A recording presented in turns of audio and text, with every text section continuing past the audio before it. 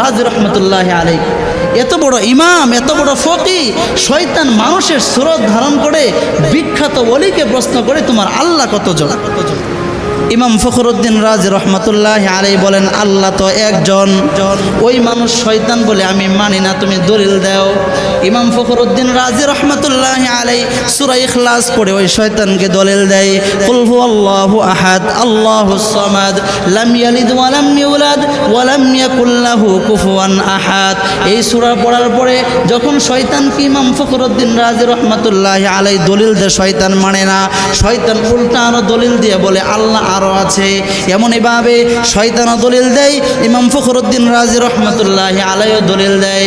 ইমাম ফখরুদ্দিন রাজি রহমতুল্লাহ আলাইহি বলেন আল্লাহ একজন, শয়তান বলে আমি মানি না আল্লাহ একজন, দুইজনের পাল্টা জবাব চলতেছে।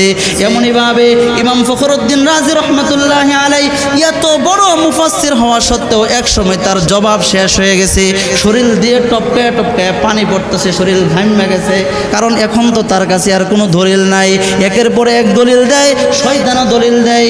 ইমাম ফখরুদ্দিন রাজি বলে আল্লাহ একজন, শয়তান বলে মানি না আল্লাহ একজন, দুইজনের পাল্টা পাল্টি জবাব চলতেছে শেষ মুহূর্তে। অর্থাৎ শয়তান মানুষকে কেমনভাবে ঈমান হারা করে কেউ